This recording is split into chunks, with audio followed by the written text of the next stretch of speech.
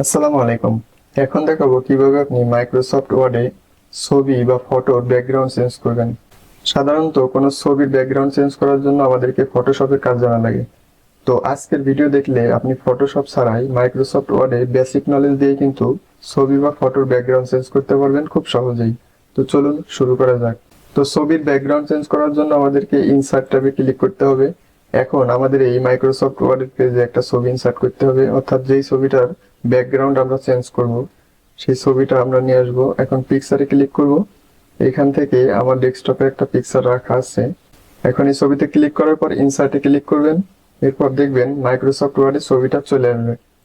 তো এখন এই ছবিটা কিন্তু দেখেন সরতেছে না, অর্থাৎ পেজের কিন্তু একটা জায়গায় আছে, এখান থেকে সরানোরা করতেছে না।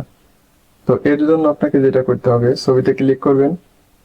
করার পর এখানে দেখবেন র্যাপ টেক্সট নামে একটা অপশন আছে, এখানে ক্লিক করবেন এবং বিহাইন্ড টেক্সট আছে, এখানে ক্লিক করে দিবেন। তারপরে দেখবেন আপনি কিন্তু ছবি পেজের যে কোনো জায়গায় সরাইতে পারবেন। তো ছবিটা আমি এখন একটু ক্রপ করে নেই।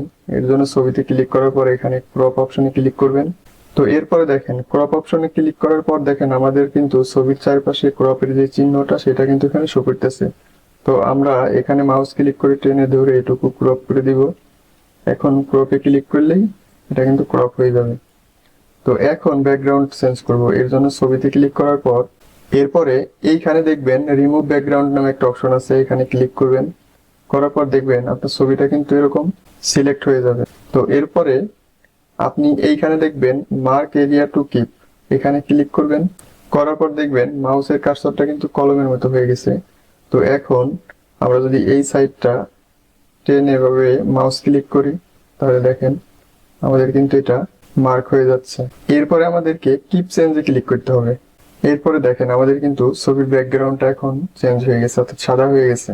এখন আমাদের এই ছবিটার পিছনে একটা ব্যাকগ্রাউন্ড সেট করব। তো এর জন্য যেটা করতে হবে, ইনসার্টে ক্লিক করবেন, এইখান থেকে শেপটে ক্লিক করবেন এবং এইখানে রেক্টাঙ্গেল যে শেপটা আছে এটা সিলেক্ট করবেন। করার পর এখানে মাউস ক্লিক করে টেনে ধরে এভাবে ছেড়ে দিবেন। আমাদের এখানে কিন্তু একটা শেপ হয়ে গেছে, অর্থাৎ আমরা এই ছবিটা এখন ব্যাকগ্রাউন্ড হিসেবে শেপ ব্যবহার করব। তো শেপটের ব্যাকগ্রাউন্ডই হবে আমাদের এই ছবির ব্যাকগ্রাউন্ড। এর জন্য আপনি শেপটের কালার পরিবর্তন করতে পারবেন। তাহলে কিন্তু এখানে ক্লিক করবেন, এখানে বিভিন্ন রকম কালার আছে, অর্থাৎ আপনি আপনার ছবিতে কোন কালারটা ব্যাকগ্রাউন্ড হিসেবে ব্যবহার করতে চান সেটা এখান থেকে সিলেক্ট করে দিবেন। এরপরে শেপটের উপরে মাউসের রাইট বাটন ক্লিক করবেন, র্যাপ টেক্সটে ক্লিক করবেন, এখান থেকে বিহাইন্ড টেক্সটে ক্লিক করবেন। এরপরে শেপটের উপরে ছবি টানার পরে মাউসের রাইট বাটন ক্লিক করবেন, ব্রিং ফন্টে ক্লিক করবেন। তাহলে দেখেন আমাদের কিন্তু শেপটের উপরে ছবিটা চলে আসছে। তো আমরা এটা এখান থেকে সাইজ করে দিব।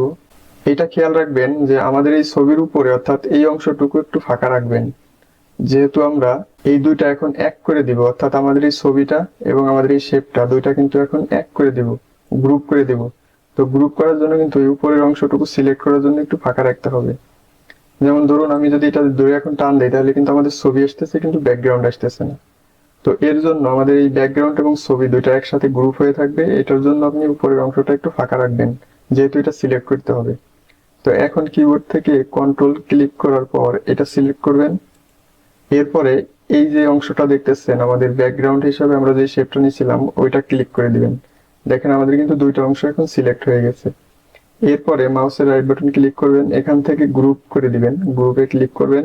এরপর এখান থেকে গ্রুপ করে দিলে তাহলে কিন্তু আমাদের এখন দেখেন দুইটাই কিন্তু এখন একসাথে সেট হয়ে গেছে। তো এখন চাইলে আপনি আপনার কিবোর্ড থেকে কন্ট্রোল ক্লিক করে চেপে ধরে মাউসের লিফট বাটন দিয়ে প্রত্যেকটা ছবি এভাবে আপনার পেজের মধ্যে সেট করে দিতে পারবেন। কিবোর্ড থেকে কন্ট্রোল চেপে ধরে মাউসের লিফট বাটন এভাবে ক্লিক করে টেনে এভাবে ছেড়ে দিবেন। দেখুন আমাদের পেজের মধ্যে কিন্তু এখন অনেকগুলো ছবি চলে আসছে। তো এখন চাইলে কিন্তু আপনি এই ছবিগুলো এখন প্রিন্ট দিতে পারবেন। এর জন্য প্রিন্টে ক্লিক করবেন, দেখেন আমাদের প্রিন্ট প্রিভিউতে কিন্তু এগুলো দেখাচ্ছে। তো এই ছিল মাইক্রোসফট ওয়ার্ডে ছবির ব্যাকগ্রাউন্ড চেঞ্জ করার পদ্ধতি। ভিডিওটা শেষ পর্যন্ত দেখার জন্য অনেক ধন্যবাদ। সবাই ভালো থাকবেন, দেখা হবে অন্য কোনো ভিডিওতে। সে পর্যন্ত আল্লাহ হাফেজ।